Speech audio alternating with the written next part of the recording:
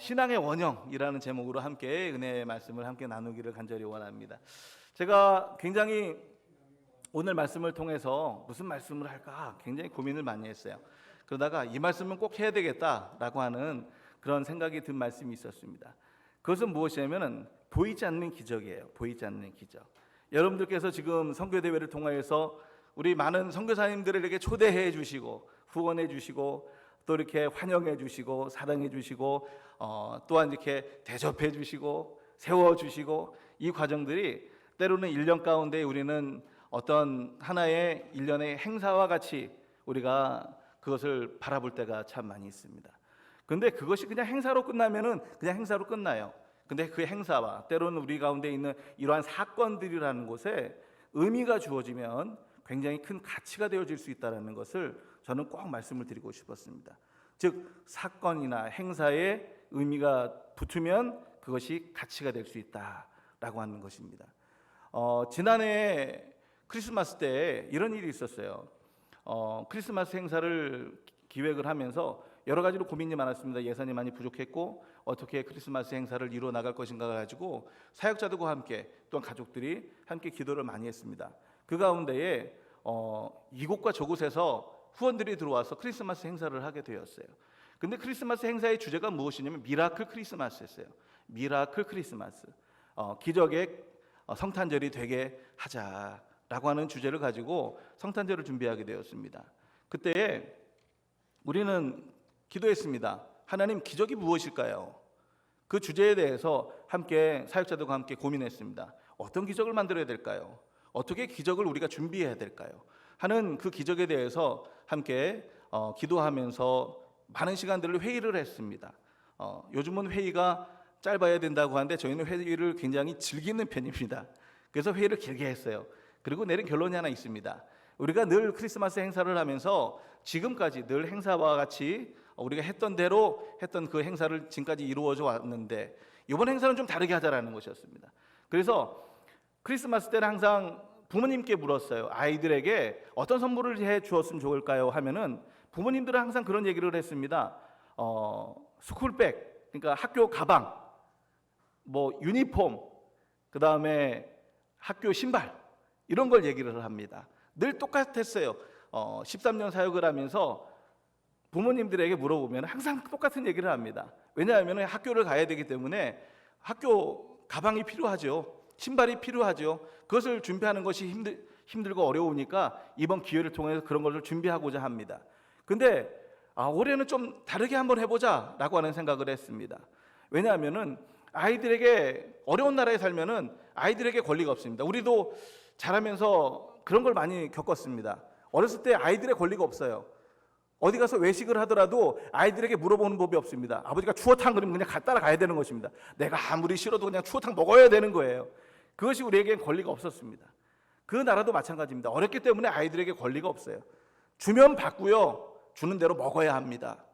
아이들은 그것에 대해서 싫어요, 좋아요 이런 자기가 선택해서 무엇인가 말할 수도 없고 내가 원하는 것을 바랄 수도 없는 그런 환경이 바로 스리랑카라 하는 그런 환경입니다. 스리랑카에 대한 요즘 힘든 이야기들이 뉴스들이 많이 나왔죠. 그 어렵다라는 것, 어렵다라고 하는 것은 때로는 아이들에게 더 가혹할 수도 있고 아이들에게는 굉장히 힘든 환경이 될 수도 있다는 것입니다. 그래서 그때 크리스마스를 어떻게 기획을 했냐면 아이들이 선택하게 하자라는 것이었어요. 아이들이 정말 원하는 것이 무엇인지 물어보자라는 것이었습니다. 그리고 그것을 준비해 보자라는 것이었어요. 그래서 아이들에게 70명이 되는 아이들에게 이제 일일이 물어봤습니다. 70개의 리스트를 준비하고 거기에 모든 선물과 때로는 사이즈가 필요한 것들은 사이즈를 다 적어가지고 준비하는 것은 쉬운 일이 아니었어요. 한국 사람들은 쉽죠. 한국 사람들은 뭐 엑셀이나 이런 도구를 이용해가지고 이제는 그것을 쫙 준비하고 리스트업하는 것은 굉장히 어렵지 않은 일입니다. 근데 현지인 사역자들에게는 굉장히 어려운 일이에요. 무엇이냐면 선물을 그 아이들에게 물어보는 것도 힘들고 그걸 컴퓨터를 사용해서 리스트를 작성하는 것도 힘들고 또한 가장 힘든 거는 물건을 사는 것을 힘들어합니다. 왜냐하면 한 번도 사본 적이 없어요. 사본 적이 없는 것들을 살려니 얼마나 힘들어요. 그 물건이 어디 있는지도 모르고, 그것을 어떻게 사야 되는지도 모르고, 그 가격이 어떤지도 모르고, 그 일들을 해나간다는 것은 굉장히 어려운 일입니다. 하지만 하자라는 것이었습니다. 기적을 만드는데 그 정도도 못하겠는가라는 것이었습니다. 그래서 그 일들을 했습니다. 그리고 아이들에게 크리스마스 행사 때 선물을 나눠주기 시작을 했습니다. 제가 드리고 싶은 것은 그거예요. 말씀드리고 싶은 것은 아이들이 선물을 받습니다. 선물을 한 사람 한 사람씩 나와서 받아요. 대부분 아이들, 남자아이들은 RC카라고 합니다. 리모컨으로 조종하는 차, 자동차, 그걸 그렇게 받고 싶어 해요. 근데 그 차만 주면 안 돼요. 배터리도 줘야 돼요. 거기 배터리 들어가야 되는데 배터리 살 그런 충분한 재력이 되지 못하니까 배터리도 넣어서 줘야 됩니다. 그래서 이제 RC카, 여자아이들은 의외로, 저는 뭐 아기자기한 거를 원할 줄 알았는데 테디베어, 이 큰 자기 몸보다 더 큰 거, 이 곰인형을 그렇게 좋아하는 거예요. 그래서 그 곰인형을, 아니 차에 곰인형 하나 들어가면 실을 수가 없어요. 근데 여자애들은 전부 다 곰인형, 또 때로는 이 집안에 있는 그 조그만 텐트 있잖아요. 텐트, 아이들 장난감 집어넣고 노는 텐트, 그거를 원해요. 자기 공간이 없으니까 그 안에 들어가서 자기만의 공간을 갖고 싶어하는 아이들의 그 소망이 있었습니다. 그걸 사서 날라서 포장을 해서 이제 나눠줍니다. 나눠주는데 아이들이 그걸 받아요. 이 꼭 쥐는 손입니다. 그리고 아이들이 묻습니다. 정말 이게 내 거 맞아요? 라고 얘기합니다. 그걸 들고 가서도 맞아 하고 부모님, 어머니들에게, 아버지들에게 돌려보냈는데도 거기서도 또 묻습니다. 큰 소리도 아니에요. 이거 내 거 맞아요? 라고 얘기합니다. 아이들이 곰인형을 들고 못 떠납니다. 정말 내 거 맞아요? 괜히 내 것이 아닌 것을 들고 가면 혼날까 봐 내 것 맞아요? 몇 번을 묻습니다. 근데 중요한 것은 거기에는 소리가 없었다는 것입니다. 소리가 없어요. 좋으면 좋다, 싫으면 싫다, 소리를 내야 되잖아요. 근데 소리가 없어요. 그 너무너무 좋은데 소리가 없어요.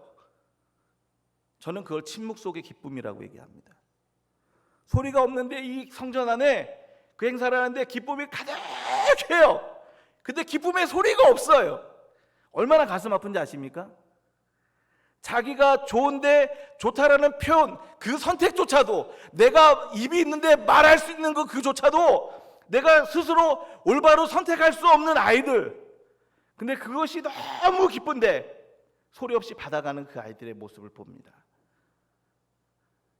그리고 아이들에게 또 한 가지를 더 준비했어요. 선물만 주면 안 되잖아요. 행사가 끝나고 먹을 걸 준비했습니다. 뭘 준비했냐면은, 아이들이 좋아할 만한 게 뭐가 있을까요? 햄버거 정말 좋아하잖아요. 그래서 KFC, 다른 건 없는데 저희 스리랑카에 KFC가 들어왔어요. 그래서 KFC 햄버거를 아이들 그 테이블에 올려놓고 또 하나 준비했습니다. 음료수도 준비해야 되잖아요. 음료수도 옆에 같이 놓았습니다. 그랬더니 아이들이 그 햄버거를 들고 어떻게 할 줄 모르는 거예요. 눈은 큰 눈, 애들이 얼마나 이쁜지 몰라요. 눈이 커대가지고요, 그 큰 눈을 동글동글 뜨고 이리 봤다 저리 봤다 눈을 굴리는데요, 지금 그 상태가 무엇인지 알겠는 거예요. 이거를 어떻게 해야 될지 모르는 거예요. 왜 그러니 하고 한번 물어봤습니다. 이유는 알지만, 목사님 이걸 처음 먹어봐요 라는 것이었습니다. 우리에게 익숙한 것들이지만 아이들에게는 처음 먹었을 때 그들은 놀라움이었습니다. 우리도 뭔가 처음을 경험할 때 놀라듯이 그 아이들도 그것을 앞에다 놓고 놀라움을 경험합니다. 저는 드리고 싶은 게 그것이에요. 그 무언, 소리가 없는 가운데에 침묵하지만 그러나 그 기쁨이 가득한 그 은혜, 처음 대하는 것들로 인하여서 너무 기뻐서 놀라워하는 그 놀라움, 그 놀라움들이 지금 여러분들이 행하시고 계신다는 사실인 것입니다. 선교사들을 초청해 주시고 환영해 주시고 그들에게 정말 너무 소중한 후원을 통해서 이렇게 귀한 행사를 해 나가시는 그 이 일들 위에 그 의미가 있다라는 것을 제가 말씀을 드리는 것입니다.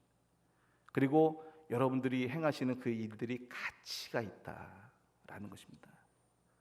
여러분들이 큰 일을 행하십니다. 가치를 만든다는 것이요. 우리가 가치를 만든다, 참 쉽게 얘기하고 그냥 지나가듯 들을 수 있는 말들이지만, 그런데 이것이 뭔가 좀 더 깊은 의미를 가지면 굉장히 중요한 의미가 됩니다. 그것은 무엇이냐면, 가치를 높인다는 것은 바로 부활신앙을 얘기하는 것이기 때문에 그렇습니다. 부활신앙은 무엇일까요? 부활신앙은 누구의 가치를 높이는 것일까요? 하나님의 가치를 높이는 것일까요? 인간의 가치를 높이는 것일까요? 생각해 보신 적 없죠, 그죠? 우리는 당연히 하나님의 가치를 높이는 거죠. 그죠? 그렇게 우리는 생각하기 쉽습니다. 근데 거기에는 굉장히 그 대답에는 오류가 좀 있지요. 왜 오류가 있을까요? 하나님의 가치, 좋은 게 좋은 거니까 하나님의 가치를 높이는 것이지요, 이렇게 얘기할 수 있습니다. 그런데 여기는 오류가 좀 있어요. 왜요? 우리는 부활신앙에 대해서 생각을 할 때 하나님이 성육신에서 이 땅에 오시고 십자가 못 박혀 죽으심으로 말미암아 우리의 죄를 사하여 주시고, 그리고 사흘 만에 살아나시고 하나님의 나라에 다시 들어가시고, 우리가 죄사함을 받아서 우리가 구원을 받고, 이것이 우리가 생각하는 부활신앙이잖아요.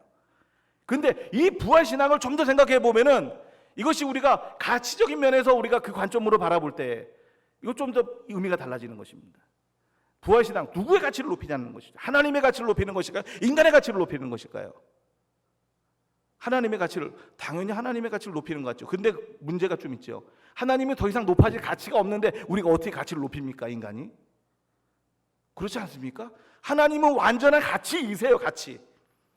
근데 더 이상 우리가 어떻게 하나님의 가치를 높이냐라는 것이지요. 그렇다면 하나님께서 성육신 하시고 십자가에 못 박혀 죽으시고 우리의 죄를 사하여 주신다는 것, 우리는 그 문맥 속에서 우리는 무엇을 발견할 수 있냐면은, 이 부활의 신앙이라는 것은 전적으로 누구를 위하신 것이라고요?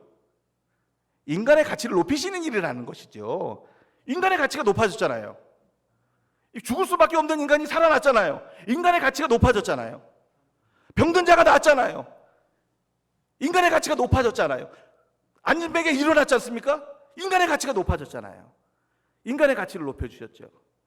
그걸 통해서 하나님은 부활신앙을 통해서 영광을 받으시지요. 위대해지시지요. 이 모든 것이 합쳐진 것이 바로 부활신앙이다라는 것입니다. 여러분들께서 가치를 높이셨다는 것, 지금도 가치를 높이시고 계시지 않습니까? 선교지의 수많은 가치가 사라지고 가치가 인정받지 못하는 곳에 가치를 높이시고 있잖아요. 이것을 부활신앙과 연결하면 어떻게 됩니까? 여러분들이 부활신앙을 실천하고 계신다라고 얘기하는 것입니다. 여러분들은 지금 부활신앙을 실천하고 계시는 거예요. 아는 것으로 그치는 것이 아니라 실천한다는 것에 더 큰 의미가 있습니다. 여러분들께서 부활신앙을 실천하고 계시는 것, 그것이 선교입니다. 선교사를 초청해서 이곳에서 함께 말씀을 듣고 있는 것, 그것이 선교가 될 수 있다는 것입니다. 그리고 선교신앙은 부활신앙과 맥을 같이 합니다. 그래서 선교신앙, 제가 생각하는 선교는 복음으로 그 땅에 있는 사람, 인간의 가치를 높이는 것. 할렐루야. 예수님께서 이 땅에 오셔서 인간의 가치를 높여주신 것처럼 선교는 바로 복음으로 그들의 가치를 높이는 것, 이것이 바로 선교가 될 수 있어야 한다는 것입니다.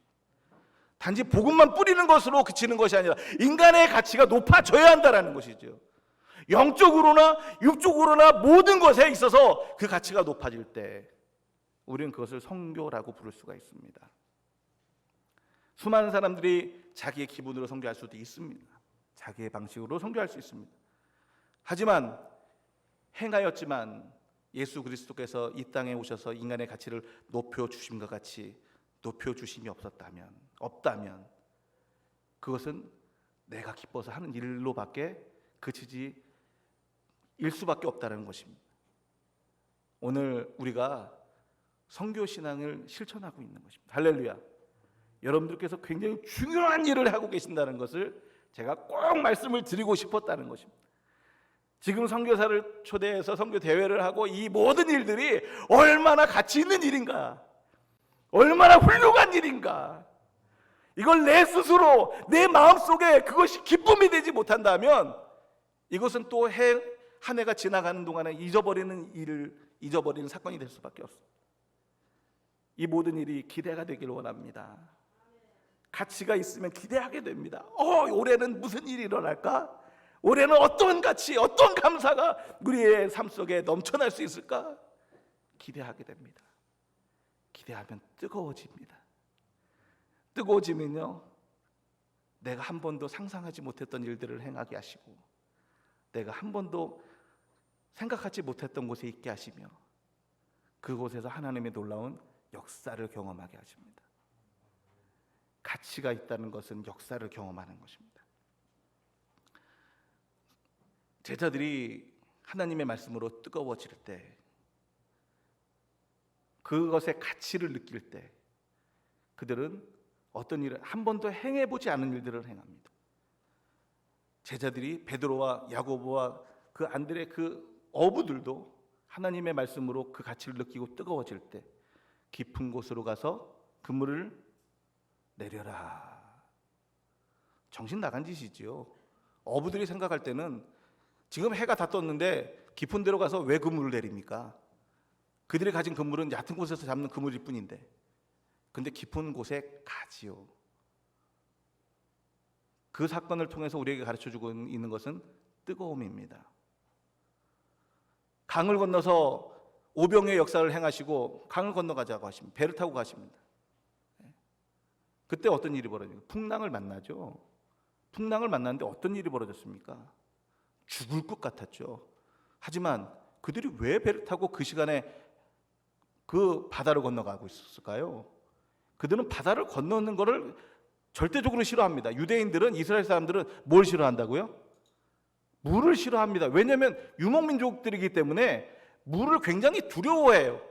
그래서 물에 대한 두려움에 대한 이야기들이 성경에 보면 많이 나와요.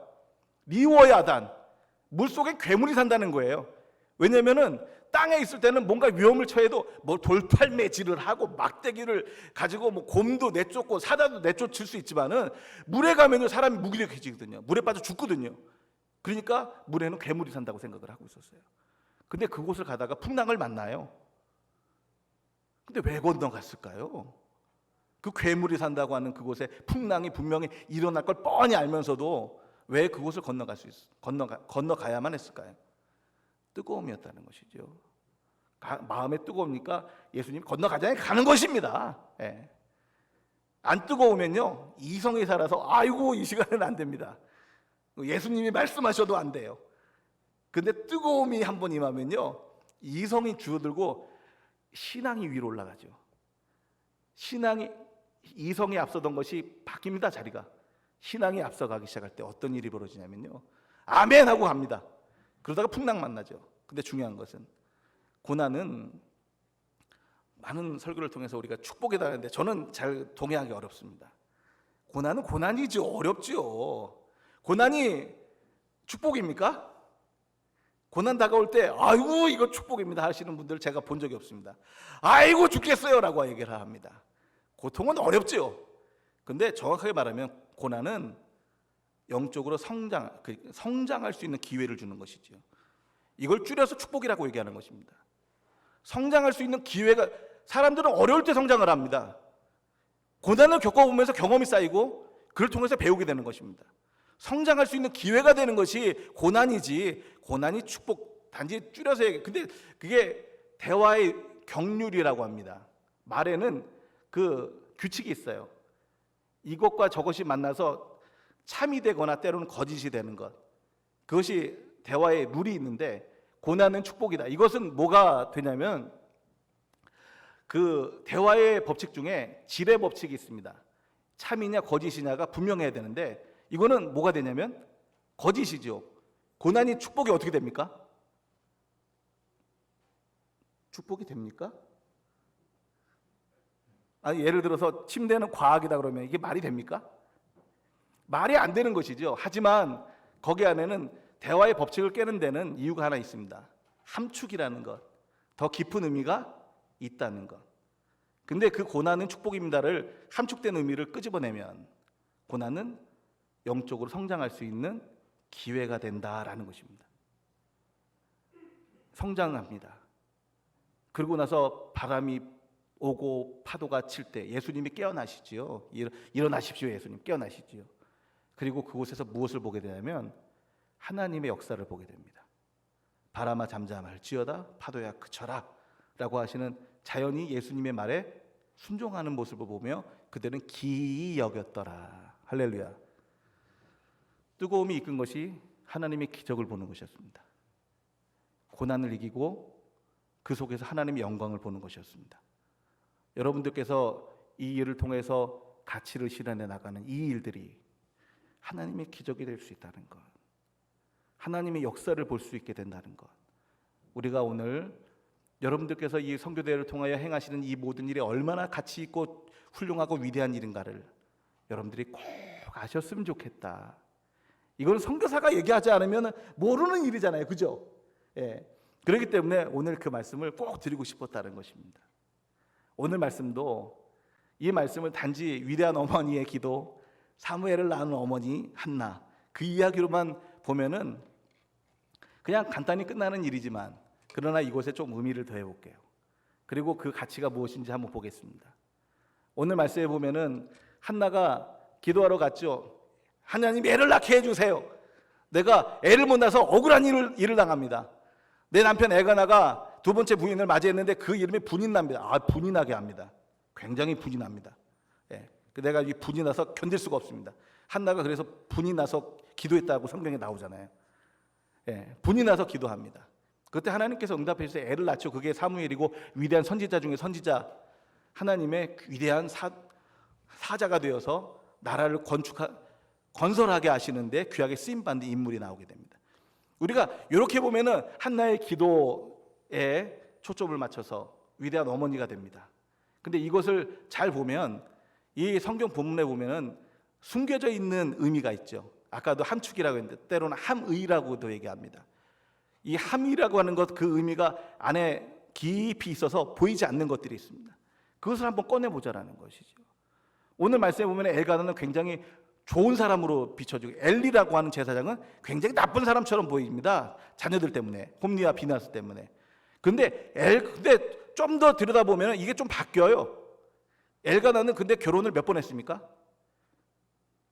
2번 합니다.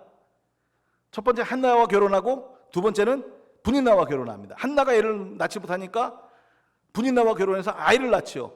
그 통해 한나와 분인나의 위치가 한나가 위에 있고 분인나가 아래에 있었는데 위치가 바뀌죠. 위치가 바뀌니까 고통이 시작됩니다. 여기서 엘가나 좀 이상하죠. 이야기가 자연스럽지 못합니다. 엘가나는 좋은 사람인데 고통이 시작됐대요. 엘가나가 좋은 사람인데 결혼을 2번 했대요. 이게 말이 좀 안 되죠. 사실 그때 당시에는 2번 할 수도 있지. 아브라함도 모세도 누구도 결혼을 했지 않았나요? 네. 이것에 대해서 우리가 묵인할 수 있지만 그것이 옳다라고 할 수는 없는 것이죠. 여기서 중요한 건 하나님의 원칙은 무엇이냐라는 것이죠. 과연 일부 다처제가 하나님의 원칙일까요? 중혼을 하는 것이 과연 하나님의 원칙이냐라는 것이죠. 아니죠. 하나님의 원칙은 일부 일처제죠. 동의하십니까? 네. 우리가 이 설교를 할 때 같이 협력을 하는 것이 굉장히 중요합니다. 제가 말씀을 드리고 같이 반응하고 얼마나 이게 즐겁고 행복한 일인지 모릅니다. 자, 결혼을 한 번 하는 것이 원칙이고 신약에도 보면은 감독의 자격 중에 한 여자의 남편이라고 나옵니다. 디모데전서 3장에 보면은 그 얘기가 나오지요. 그런 것처럼 하나님의 원칙은 정해져 있어요. 일부 일처제예요. 근데 일부 다처를 하고 있는 엘가나가 과연 정말 순전한 사람인가라는 것을 우리가 살펴볼 수가 있고, 또 엘리라고 하는 사람이 나오는데 엘리는 과연 정말 순전한가? 우리는 나쁜 사람으로만 생각하는데 엘리는 또 그렇게 취급받아서는 안 되는 인물이기도 하죠.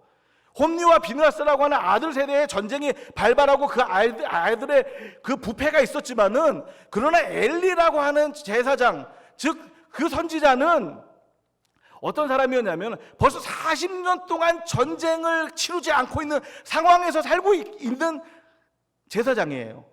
전쟁이 없었다. 40년 동안 전쟁이 없었다. 어디서 많이 들어본 얘기죠. 사사기에 보면은 사도들이 나와서 전쟁을 이기고 나면 30년 동안 전쟁이 없었습니다. 20년 동안 전쟁이 없었습니다. 17년 동안 전쟁이 없었습니다 하면서 전쟁이 없었다는 얘기를 하죠. 평화의 시대를 이끌었던 사람이 누구라고요? 엘리라고 하는 제사장이었다는 것입니다. 엘리를 그러니까 나쁜 제사장으로만 볼 건 아니라는 것이지요. 근데 중요한 건 이 두 가지가 합쳐져서 지금 무엇을 말씀하고 계시냐면 창조의 원형이 무너졌다는 것입니다. 오늘 한나가 기도하는데 한나가 고통을 겪으며 기도해요. 소리를 내지 못할 정도로 기도해요. 그러다가 오해를 받기도 합니다. 그리고 그 가운데 부르짖어서 하나님 앞에 나아갑니다. 근데 왜 하나님은 빨리 응답하지 않으셨을까요? 여기서 우리는 한 가지 의문을 갖게 됩니다.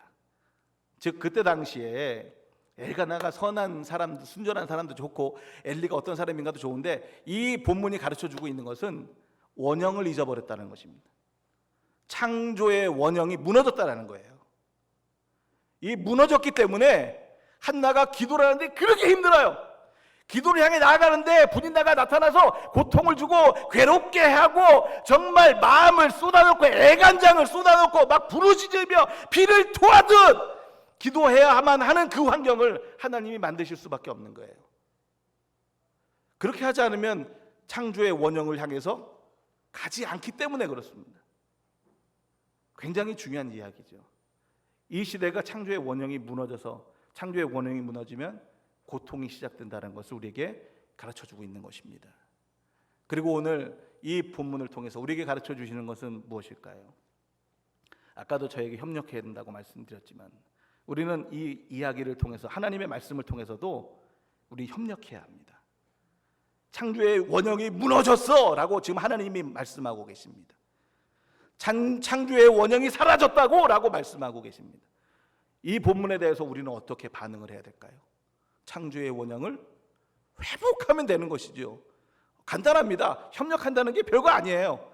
하나님, 우리가 창조의 원형을 회복하게 하여 주시옵소서. 할렐루야. 이렇게 나가면 되는 것입니다. 성가대가 찬양을 하시잖아요. 성가대가 아름다운 찬양. 정말 저는 찬양을 너무너무 좋아하는데요. 얼마나 성실하신지 몰라요. 이 목을 풀고 찬양을 하고, 근데 이 찬양을 했는데, 아름다운 찬양을 불렀는데 우리가 협력해야 돼요. 어떻게 될까요? 아이고 잘하셨어요. 근데 이 정도는 아니고 이 지붕이 들썩거릴 정도로 우리가 반응을 해야 합니다. 할렐루야. 그럼 다 살아납니다. 할렐루야.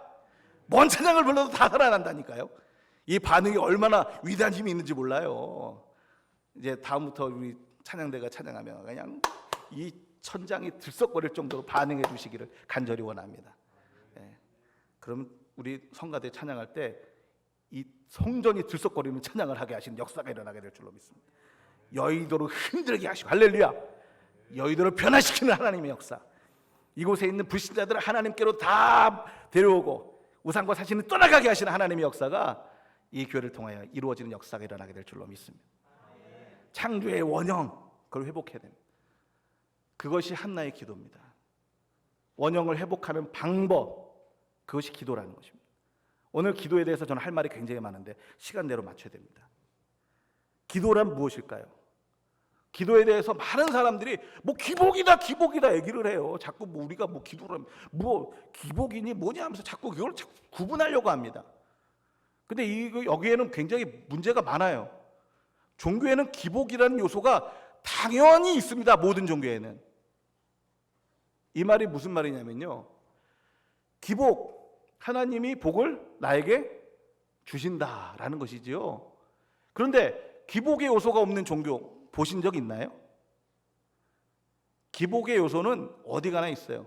왜냐하면 하나님이 하늘에만 계시고 인간의 삶과 상관이 없으시다면 과연 인간은 그 신을 믿을까요? 안 믿을까요? 그 신을 존재를 우리가 알 수 있을까요? 없을까요? 아니, 신이 응답을 안 하는데, 반응을 안 하는데 우리가 그 하나님을 어떻게 알 수 있을까요? 근데 우리 하나님은 어떤 하나님이시죠? 이 땅에 오셨다라는 것, 이것이 바로 성육신이라고 하죠. 우리 하나님은 이 땅에 관여하시지요. 우리 하나님은 우리의 생사화복을 주장하시지요. 우리가 그 말을 하면서 왜 기복을 얘기합니까? 오늘 기도도 보면은 기도에 대해서 기복이라는 얘기하지 마세요. 기도를 왜 자꾸 이분적으로 그걸 나눠서 생각을 하십니까? 나눠서 생각하면 안 됩니다. 자꾸 사람이 단어를 생각할 때 남자가 있고 여자가 있고 자꾸 이분법적으로 생각해. 남자만 여자만 있는 그게 다만 그것만 있는 것이 아니에요. 덥고 제가 이렇게 더워요. 여기도 덥고 이런데 더위도 덥다, 조금 덥다, 더 덥다, 아주 덥다, 매우 덥다, 너무 덥다, 어디는 죽을 것 같이 덥다. 점진성이 있다는 것입니다. 기도의 내용을 보세요. 한나가 무엇을 기도합니까? 아들을 주시옵소서. 기복입니까? 아닙니까? 기복이죠. 기복으로 시작했죠. 중풍병자가 예수님께 나가서 어떻게 했습니까? 지붕을 뚫고 내려가서 뭐 했습니까? 죄를 사해달라고 얘기했습니까? 낫게 하여 주시옵소서 그랬죠. 근데 예수님의 응답은 무엇이었습니까? 네 죄가 사함을 받았도다. 오늘 한나의 기도에 보면 이 모든 것이 다 들어있습니다.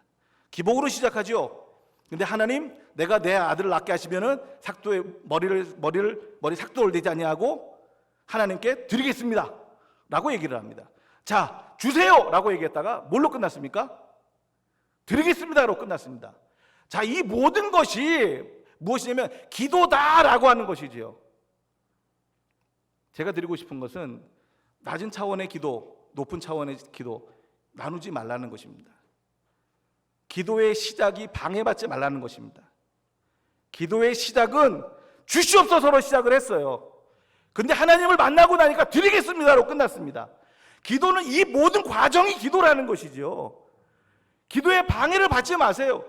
하나님, 내 남편 구원해 주세요. 하나님, 내 자녀가 잘 되게 해주세요. 그렇게 나왔다가도 하나님을 만나서 기도의 내용이 하나님, 나에게 축복해 주신 하나님을 영광을 위해 이렇게 사용하겠습니다. 기도는 이 기능을 모두 다 수행하는 것이 기도입니다. 그리고 기도는 하나님을 만나서 변했다고 그랬죠. 기도가 시편을 읽어보세요. 다윗도 맨 똑같아요. 하나님 살려주세요 하다가 하나님께 영광을 올려드립니다 라고 끝나요. 찬양시 보세요. 다 그래요. 그러면은 우리는 기도의 방해를 이제는 뭐 기복이니 그런 말에 기울이지 마세요. 기도의 정의와 개념을 가지고 우리가 기도하며 나아가기를 원합니다. 기도의 기능 마지막입니다. 1분 지났습니다. 맞춰야 되는데요. 기도의 기능은 하나님을 만났지 않습니까? 기도가 바뀌었다. 이것에 대해서 우리는 만났다, 바뀌었다로 끝나면 여기에 의미가 사라집니다. 하나님을 만난다는 것이 무슨 의미가 있습니까? 거룩이 증명되는 것이죠. 거룩하지 못한 사람이 하나님 만나면 어떻게 될까요? 죽죠. 그래서 베드로가 예수님이 하나님이신 것을 알았을 때 배 위에서 주님, 저는 죄인입니다, 죽게 생겼습니다 라고 부복을 하죠.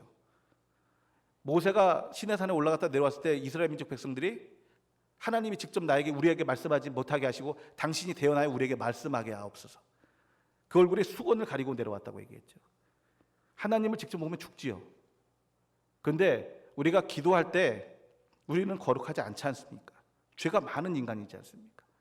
근데 기도의 기능이 뭐냐면 하나님을 만나게 해요. 이게 굉장히 중요해요. 하나님을 만나게 해요. 그 순간이 거룩이 증명되었다라고 해야 하는 것입니다. 하나님을 만나면 거룩한 거지, 거룩하면 하나님을 만나는 것입니다. 거룩이 증명되었다. 우리가 기도의 능력을 회복해야 되는 충분한 이유가 됩니다. 우리가 기도가 충분하지 못하다면, 만족스럽지 못하다면 오늘 우리의 기도가 회복되기를 원합니다. 우리의 찬양이 회복되고 기도가 회복되길 원하는데요, 제가 그냥 드린 말씀이 아니에요.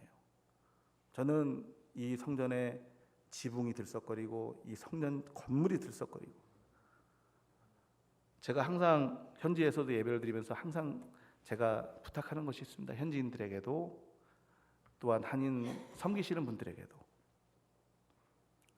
성전의 모든 곳에 기도의 소리가 가득 차게 하십시오. 당신의 기도가 작으면 스피커를 올리세요. 제가 그럽니다. 성전에 가득 저 끝까지 소리가 채워지도록 이곳에 필요한 소리들로 채워지게 하십시오. 영의 소리로 채워지게 하십시오. 말씀의 소리로 채워지게 하십시오. 기도의 소리로 채워지게 하십시오. 찬양으로 가득하게 하십시오. 그 소리가 더 넓어질 때 이걸 확장이라고 하지 않습니까? 이 교회의 모든 백내에 있는 사람, 배고픈 사람에게 먹을 것을 주는 것도 중요하지만 이 교회를 중심으로 백내에 있는 많은 사람들이 복음을 듣고 오게 하시는 하나님의 귀한 사역이 귀한 교회를 통하여 이루어지게 되시기를 간절히 축원드립니다.